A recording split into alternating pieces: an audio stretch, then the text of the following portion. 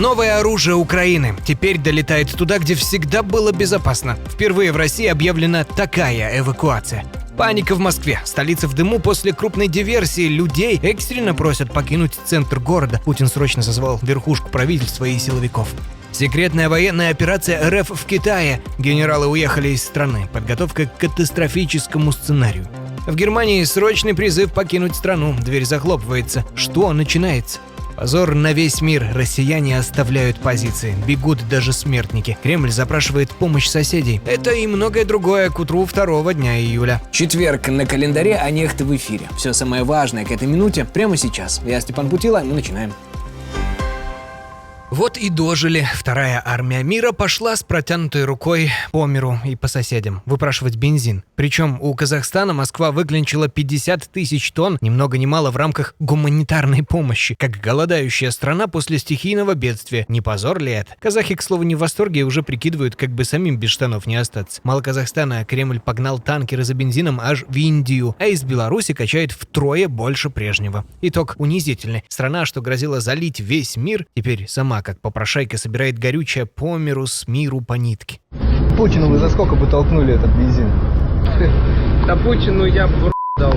А чтобы народ не роптал, из Кремля прикрикнули: терпите, ценник на заправках уже пробил 100 за литр, а на черном рынке в Иркутске доходит до 300 рублей. Глава Совфеда Матвиенко советует россиянам не паниковать.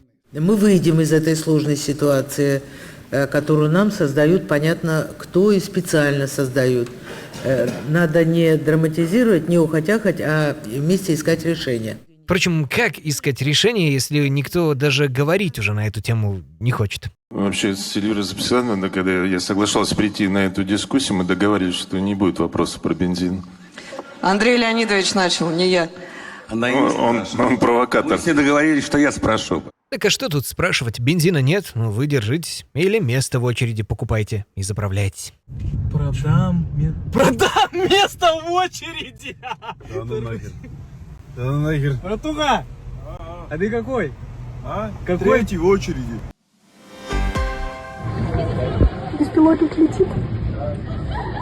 Кстати, похоже, что украинские дроны дотянулись уже до последнего крупного нетронутого НПЗ, гигантского омского, что гонит каждый 11-й литр бензина в стране. Об этом сообщают мониторинговые каналы. Но даже сирены и эвакуация больниц в Омске показательны. Это 2500 километров от Украины, глухая Сибирь. Тревогу там вообще объявляли лишь второй раз в истории. Внимание всем! В Омской области объявлено... К слову, до сих пор из 10 главных НПЗ в России целыми оставались лишь 2. И если Омск накрыли, остался, считай, 1. Вот и вся причина, по которой Москва клянчит бензин у соседей. Кузницу топлива выжигают завод за заводом, и спрятать больше негде. А вот то, что сегодня раскалывает соцсети. Свежий опрос Галлап показал: 2/3 украинцев, 66%, уже за то, чтобы завершить войну переговорами. Сразу оговоримся, речь не о капитуляции и не сдаемся, а о мире на своих условиях с позиции силы. Но куда любопытнее, что творится по ту сторону. В России за то, чтобы закончить хоть завтра, уже больше 80%. Об этом мы рассказывали накануне. А против новой мобилизации почти 3/4. Похоже, наигрались и навоевались все. Просто у россиян это прорвалось сильнее. А вы на чьей стороне в этом споре? За стол переговоров, за заморозку, за мир или добивать до последнего? Пишите в комментариях, любопытно, как думает именно наша аудитория. А вот и приятное. Украина показала новый дрон-перехватчик «Зирка», грозу российских шахедов. Разгоняется за 340 км в час, легко догоняет неповоротливые мопеды и бьет сам, без оператора. Цель находит и добивает искусственный интеллект. А главный смак в цене. Такой охотник стоит до $2000 против 40 за шахед. Дешево, умно и мимо всех глушилок.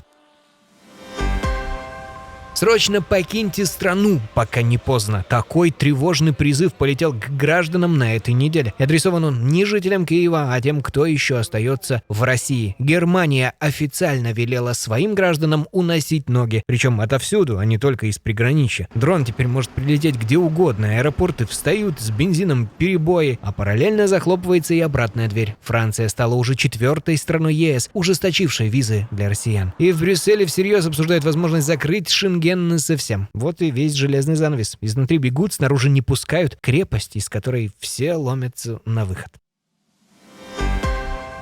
А в это время в Москве и Подмосковье было жарко в прямом смысле. После ночной атаки дронов под Москвой полыхнула электростанция в Люберцах, и сразу несколько районов остались без света и воды. Это только начало. Столбы черного дыма, десятки аварийных бригад, генераторы, а следом заголосили сирены и в самой столице. В башне Федерация, в Москва-Сити экстренно эвакуировали людей, в Зеленограде выводили студентов, аэропорты вводили ограничения на полеты. Все как и должно быть. Мэр отчитался о 6 сбитых на подлете дронах, но, судя по дыму над подстанцией, сбивают уже не все. Москва потихоньку привыкает к тому, к чему годами должна была привыкать Украина. Тревожно. После топливной инфраструктуры будут бить по газовой инфраструктуре. Совершенно очевидно, что осенью начнут бить по теплоэлектроцентралям, чтобы перед зимой устроить нам веселую жизнь.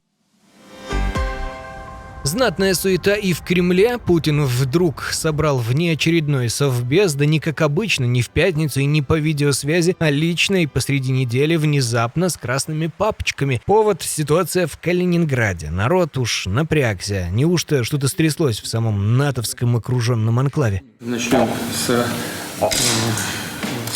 именно социальных вопросов социальной политики.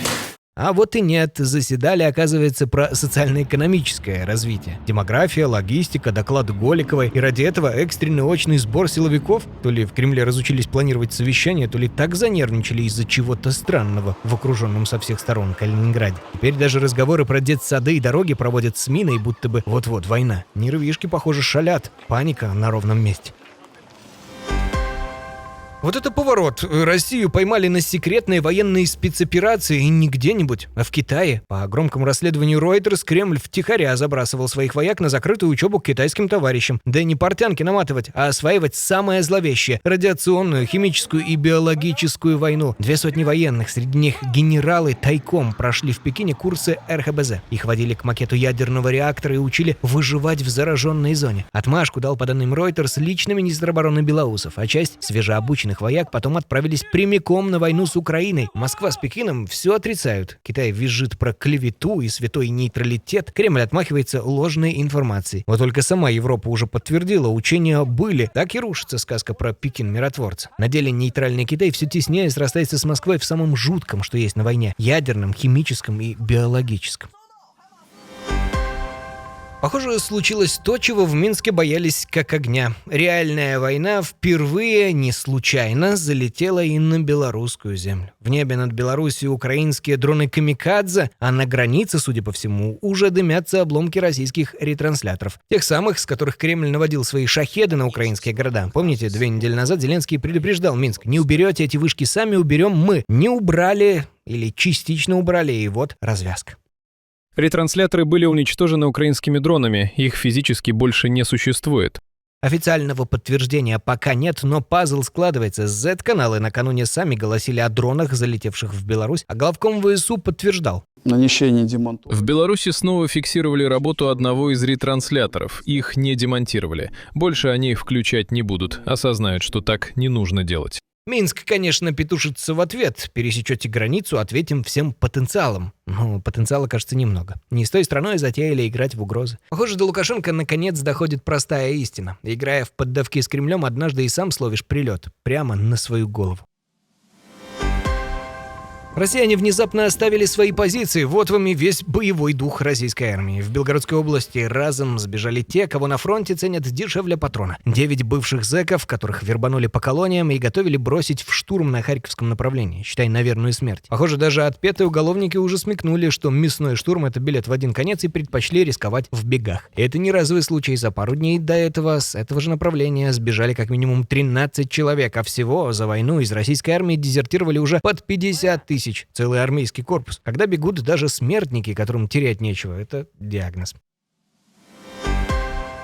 А вот новость, которая накануне встряхнула Украину. Бывший главком ВСУ, а ныне посол в Британии Валерий Залужный впервые прямо дал понять, если выборы состоятся этой осенью, он готов баллотироваться в президент. По данным «Украинской правды», Зеленский вызвал его в Киев и в лоб спросил, пойдет ли тот на выборы. И услышал короткое «да, буду баллотироваться». А говоримся сразу, это пока гипотеза, выборы в воюющей стране официально не назначены, а разговор был скорее прощупыванием почвы. Но сам факт показателен. В Украине уже думают о жизни после войны и о том, кто поведет страну дальше. И как. А это, согласитесь, разговор из совсем другого будущего, чем то, что готовит себе в Кремле. А вот США показали мастер-класс, как быстро сжигать деньги. Военная движуха против Ирана обошлась Вашингтону, по признанию Белого дома, в $30 миллиардов. По подсчетам аналитиков, и все 40, если не больше сотни. За 2 недели, для понимания, Украине столько хватает на месяцы полноценной войны. Вот что значит воевать с размахом. Но самому Трампу за деньги переживать не приходится. Пока Пентагон клянчит у Конгресса миллиарды на войну, глава Белого дома набивает карман криптой. Только за прошлый год семья Трампа наварила на криптопроектах свыше $1,5 миллиарда. Война, она ведь для налогоплательщиков дорогая, а для нужного человека вещь прибыльная. Трусов на войне нет, зато теперь хотя бы есть трусы. В Ижевской школе номер 62 девочек-пятиклашек засадили шить нижнее белье для солдат СВО. 2 недели дети, как сказано в отчете школы, трудились, не покладая рук. Бесплатно, разумеется. Взамен швейный отряд «Иголочка» получил благодарственное письмо. А ведь это не первый заскок. Пару лет назад в другой удмуртской школе детей заставляли вязать чехлы на культи раненых. Вот такая военно-патриотическая подготовка в российских школах. На закуску новость космического масштаба. Буквально. Международная академия астронавтики впервые с 2010 года обновила правила поиска внеземного разума. И первым делом землянам официально запретили отвечать инопланетянам. Мол, даже если сигнал от зеленых человечков подтвердится, самовольно строчить ответ нельзя ни в коем случае. Сначала лучше доложить в ООН, потом международные консультации и только сообща решать, что и как отвечать. Никакой самодеятельности, только глубокая озабоченность. Сиди, молчи, дурачок. Всегда за умного сойдешь. Логика, в общем-то, понятна. А то один впечатлительный землянин ляпнет от себя лишнего, и прилетит уже не сигнал, а кое-что покрупнее. Одно радует. Пока ученые пишут протоколы на случай встречи с иным разумом, у нас на Земле с разумом и без всяких инопланетян в некоторых кабинетах напряженка. Так что бояться за контакт, кажется, рановато. А вы бы что им сказали, если бы встретили? И разобрался ли бы Трамп с инопланетянами за 24 часа? Впрочем, на этом пока все. С нами держать контакт можно. Подписывайтесь. До связи, земляне.